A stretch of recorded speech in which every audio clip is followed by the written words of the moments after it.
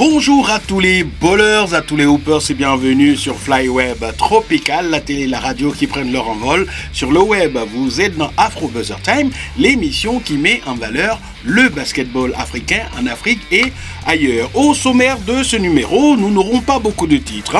On va parler de la Kalahari Conference qui a tenu toutes ses promesses et désormais cap sur la Sahara Conference de la Basketball Africa League.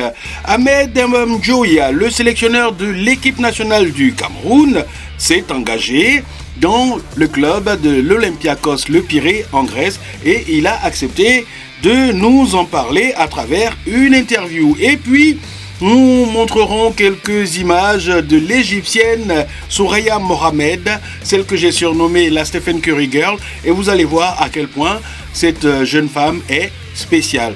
Et nous terminerons par deux belles histoires de deux jeunes joueuses africaines qui viennent d'être draftées en WNBA. Voilà pour le sommaire. Afro Buzzer Time numéro 158, c'est parti.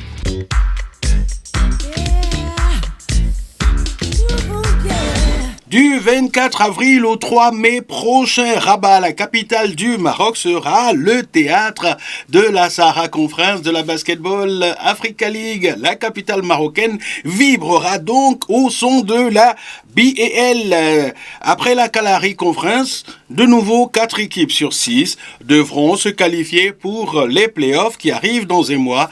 Voici une présentation de cette Sahara Conference. La Sahara Conference de la Basketball Africa League, qui se déroulera à Rabat du 24 avril au 3 mai prochain, sera assurément très difficile à pronostiquer. Si un favori et deux outsiders semblent se détacher des 6 équipes en lice, c'est la présence des 3 autres novices qui donnent tout son piment à cette conférence qui s'annonce d'un très bon cru.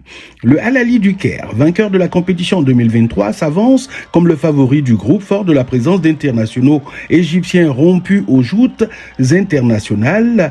Ces internationaux qui seront rejoints par Kevin Murphy, un des gros scoreurs des saisons 2023 et 2024. C'est donc un joueur rodé à BAL qui, avec l'autre américain Zachary Lofton, seront les leaders offensifs du champion égyptien. Le premier outsider de la conférence sera le FUS de Rabat, dont l'effectif n'a pas bougé. Au contraire, il s'est enrichi d'Aruna Amadou et de Will Perry, 2 joueurs qui vont absolument apporter une plus-value à la formation marocaine. Saura-t-elle profiter de son public, même si elle n'évoluera pas dans sa salle habituelle, ou sera-t-elle bouffée par la pression? À voir. L'autre outsider est incontestablement l'ASC Ville de Dakar. Très actif sur le marché des transferts, le club a recruté Mathieu Missonnier et Axel Toupane. Si les deux débutent en BAL, Toupane, ancien international français et champion NBA 2021 avec les Milwaukee Bucks, possède un très beau pédigré. Souleymane Diabaté, Deng Deng et James Ater-Majok ont aussi rallié la Teranga, ce qui fait de l'équipe désormais coachée par Moustapha Gaye un client à prendre très au sérieux, du moins sur le papier. Quant aux novices, les Macton Flyers du Nigeria, le club africain de Tunisie et les JCA Kings de Côte d'Ivoire, il est clair qu'il ne faudra pas les sous-estimer. Les Kings seront dirigés par Stéphane Konaté, qui a déjà connu la BAL en tant que joueur et qui a aussi recruté Marcus Crawford. Le club africain, éliminé en demi-finale du championnat de Tunisie, n'a plus que la BAL pour sauver sa saison. Les Flyers, anciennement appelés Lagos Legends, ont mis fin à l'hégémonie des River Hoopers sur le basket nigérien et qui aimerait bien étendre le talent de sa jeunesse insouciante à l'échelle africaine. En somme, la Sahara Conference de cette année sera plus indécise que jamais. Et bien malin qui serait capable de prédire les 4 clubs qui se qualifieront pour les playoffs, à moins d'avoir une boule de cristal. Kayasa gets it up. Eldridge!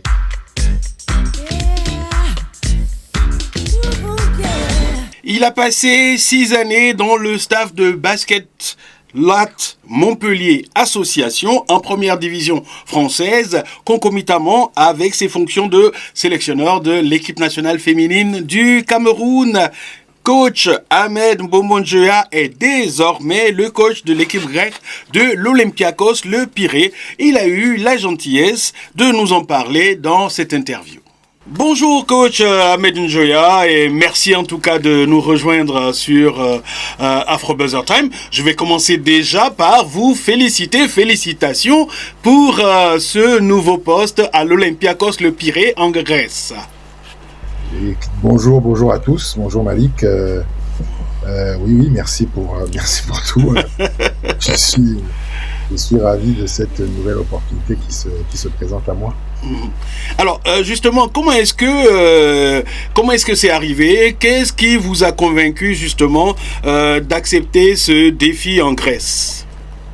Alors j'avais depuis un certain moment l'envie de passer numéro 1 et dans tout ce que j'avais préparé un peu. J'étais en train de travailler là-dessus et je voyais un peu les offres qui venaient. Oui. J'avais quelques offres, possibilités en France. J'ai passé des interviews, des entretiens. Et mon agent avait mis, sans me prévenir, mon nom dans la liste des coachs de prétendants pour le poste de coach de l'Olympiakos. Et puis un jour, il y a maintenant 15 jours, 3 semaines, je sortais de l'entraînement et je regarde mon téléphone et je vois que j'ai un message de la directrice sportive de l'Olympiakos qui me demande si ça me plairait de coacher pour l'Olympiakos, et j'ai dit bien sûr. Oui. Donc, il y a eu une phase d'entretien, il y a eu les entretiens, après les négos pour les négos salariales, et bien sûr. Par la signature du on refuse pas l'Olympiakos, des 3 gros clubs de la Grèce. Voilà, c'était quand même quelque chose de très important. Enfin, c'était une belle opportunité pour moi. Bien sûr. Bon, on sait que pendant 6 années, tu as été assistant coach à Montpellier, justement, LAT Montpellier, en championnat de France. Aujourd'hui, tu signes à l'Olympiakos comme head coach. Donc désormais, c'est toi le numéro 1.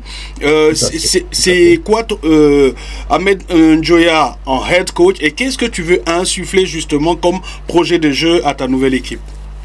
Alors, l'idée, là, pour ne rien te cacher, on est en train de finaliser le recrutement pour la saison prochaine. L'idée, c'est d'avoir une équipe assez athlétique, qui va être en capacité de défendre fort, de contrôler le rebond, de se projeter très vite vers l'avant, d'avoir la possibilité de bien jouer les écrans porteurs, les pick and roll. Et voilà quoi, et avoir un peu...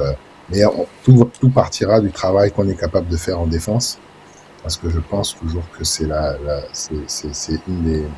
Pour moi, en tout cas, par rapport à ma philosophie de jeu, c'est quelque chose d'important d'avoir une dimension athlétique pour pouvoir défendre et contrôler le rebond. Est-ce qu'on t'a fixé tout de suite comme ça des objectifs, finir dans les 3 premiers, se qualifier en Euroleague? Alors, je vais vous raconter une anecdote qui est rigolote. Quand j'ai fait mon entretien, les dirigeants de l'Olympiakos m'ont dit tu peux perdre tous les matchs que tu veux, mais il y a un match que tu n'as pas le droit de perdre, c'est contre le Pana. Je devine contre qui? Le Panathinaikos. Ça, faut pas perdre. J'ai pris note, j'ai noté en gros, voilà. Et T'as signé combien d'années? J'ai signé 2 ans. 2 ans, donc pendant 2 ans, faut pas perdre contre le Pana. C'est ça, il faut être très vigilant et préparer ça. Mais bon, après, en même temps, c'est pour ça qu'on fait aussi ce métier-là. Oui, bien sûr. On aime un peu les challenges, mais on sait pas, ils n'ont pas mis d'objectif de gagner un championnat ou de gagner la Coupe d'Europe. Ils veulent repartir sur une nouvelle dynamique. C'est ça. Ils veulent remettre un peu d'ordre, mais bon, on sait très bien que quand on signe à l'Olympiakos, c'est pour gagner le maximum de matchs possible. Ah, ça oui. Je connais l'importance de la tâche qui m'attend. Bien sûr. Et voilà, et puis après, quoi qu'il arrive, ça sera toujours une très belle expérience pour moi en tant qu'entraîneur. Ouais. Bon, on sait que les Camerounais t'aiment beaucoup. Tu es toujours le sélectionneur de l'équipe nationale du Cameroun. Mais je te cache pas que j'ai pas mal de confrères camerounais qui m'ont dit, si tu l'as en interview, s'il te plaît, demande-lui s'il reste avec l'équipe nationale du Cameroun. Donc je te pose la question, Ahmed. Non, normalement, je devrais continuer avec l'équipe nationale du Cameroun. Ouais. Ma fédération me fait encore confiance. On a beaucoup. On est parti avec un projet on est parti de loin. On a essayé de bâtir les choses avec notamment la problématique des binationaux, essayer de récupérer le maximum de binationaux. On travaille, il y a encore des prospects. Je travaille sur des nouvelles filles que j'ai envie de faire jouer pour le Cameroun. Des choses de ligue féminine d'ailleurs. Et voilà, on avance un peu là-dessus parce qu'on sait que c'est très important pour pouvoir rivaliser avec le grand Nigeria. Il faut avoir des bonnes joueuses. Donc, non, je travaille là-dessus. Et le Cameroun, c'est plus c'est quelque chose qui me tient vraiment à cœur et c'est quelque chose qui me prend aux tripes. Donc, pour moi, c'est très important de continuer à le faire. Je le ferai pas tout le temps, bien sûr, mais au moins, le jour où je partirai, j'aimerais laisser des bases au moins saines pour les gens qui vont venir après moi et avoir une équipe performante pour pouvoir gagner plus tard et faire des grandes compétitions internationales, quoi.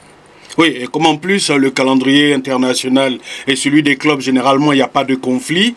Donc, tu peux concilier... Dans mon contrat, il est stipulé que je continue à aller en équipe nationale du Cameroun. Voilà.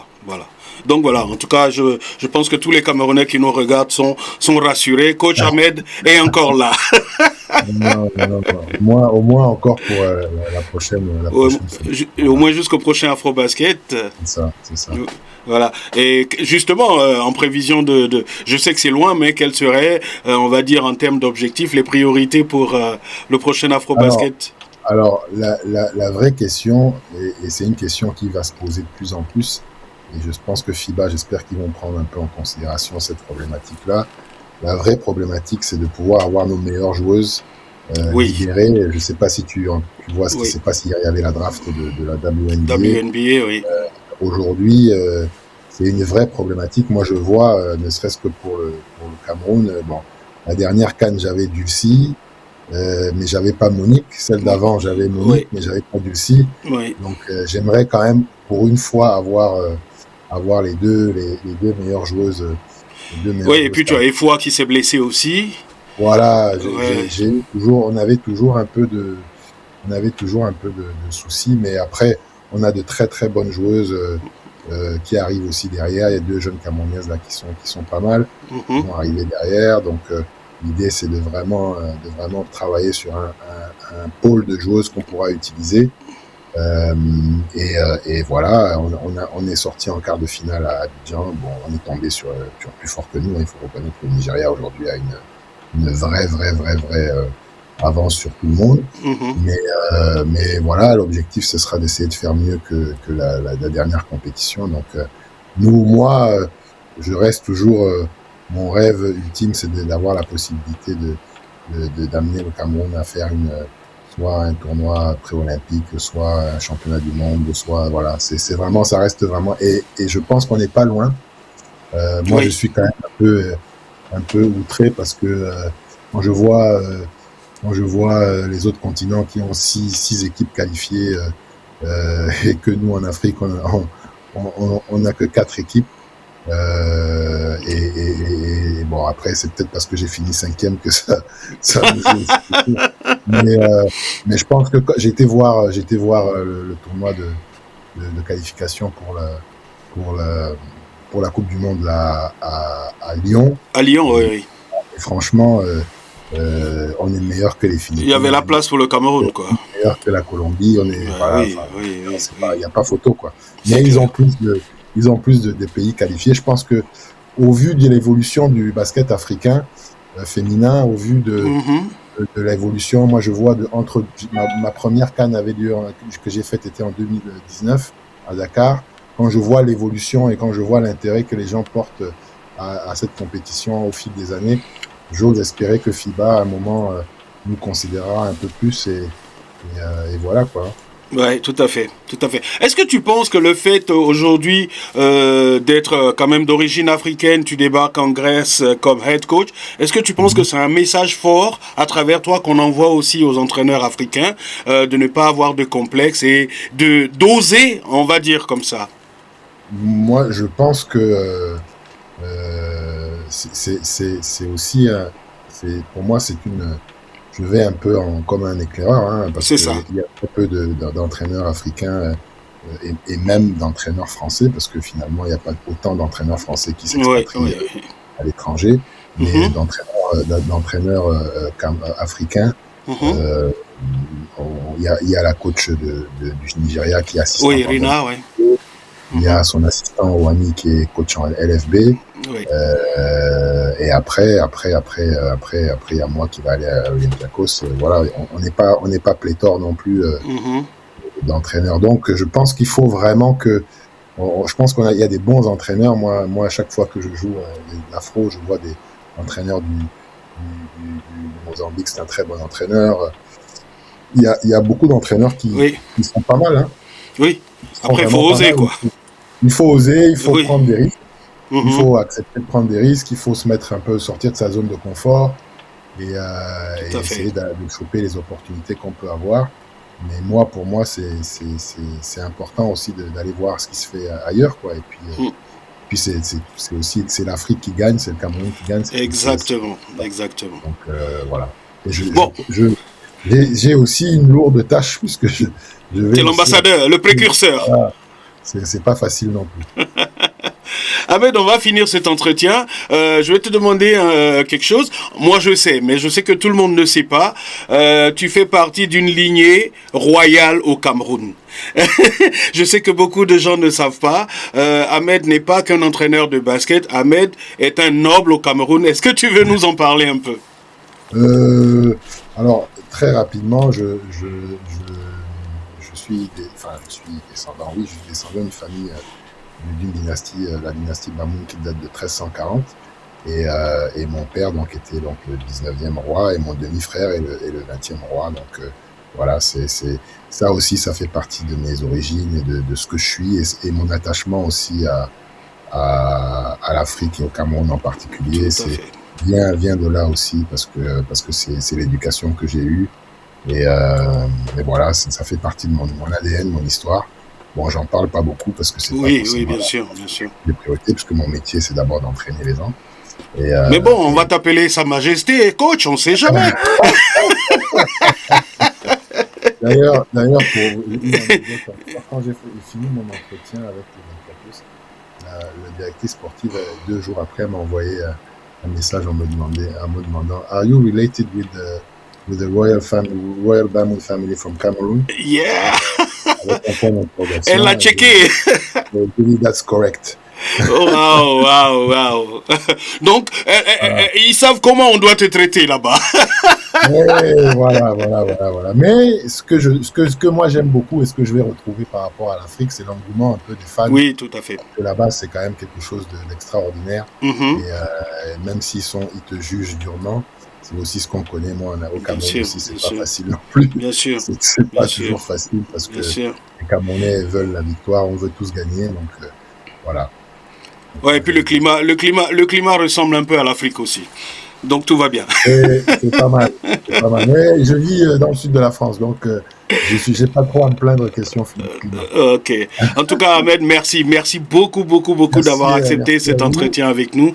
Et puis on te souhaite tout le meilleur. En tout cas, nous, on va te suivre et régulièrement, on va donner des nouvelles à nos téléspectateurs. Sans problème. Et puis nous, on se donne rendez-vous à la salle de conférence de presse. À bientôt. Salut Ahmed. Salut.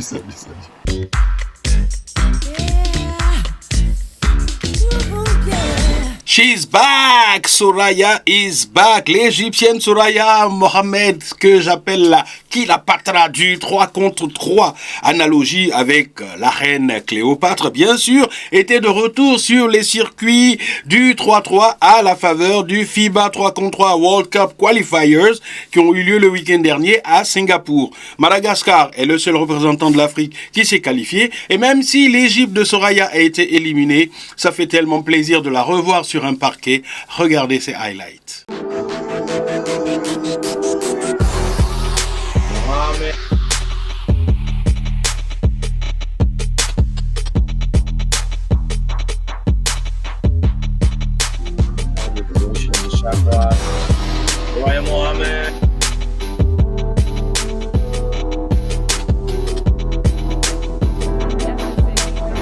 Soraya, no look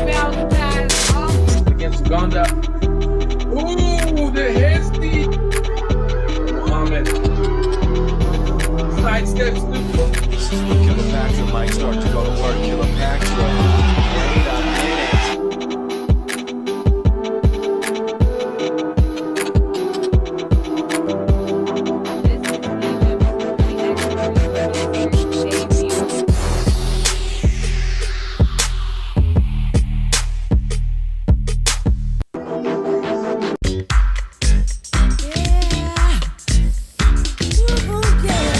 Oui, je vous parlais de deux belles histoires de deux jeunes africaines. Awa Fam Thiam, sénégalaise comme son nom l'indique, mais internationale espagnole, et Madina Okot Kenyan ont été draftés lundi dernier en WNBA. Ce sont les deux coups de cœur de l'émission d'aujourd'hui. Awa Fam, 19 ans, 1m93, est née en Espagne en 2006.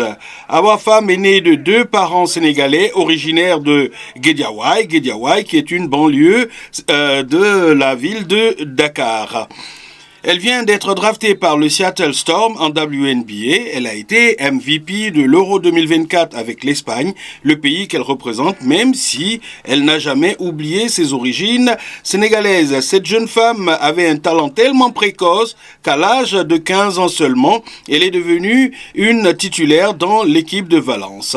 Être choisie en 3e position est la preuve que Seattle mise énormément sur son potentiel pour réussir une belle saison. Madina Okot, 21 ans, kenyane, 1m98, elle peut enfin vivre son rêve américain. Elle est la preuve aussi que quand on est acharné, quand on est déterminé, rien ne peut vous arrêter. Parce que Madina Okot, ancienne volleyeuse, s'est vue refuser le visa par 2 fois alors qu'elle avait été recrutée par des universités américaines. Sans se décourager, elle a continué à travailler, représentant son pays dans les compétitions FIBA en 3-3 et en 5-5, jusqu'à ce que ce problème de visa soit réglé. Et lorsqu'elle a débarqué aux USA, son talent a fait le reste. Elle est recrutée en 13e position par le Atlanta Dream, comme quoi, les rêves des ambitieux finissent par se réaliser.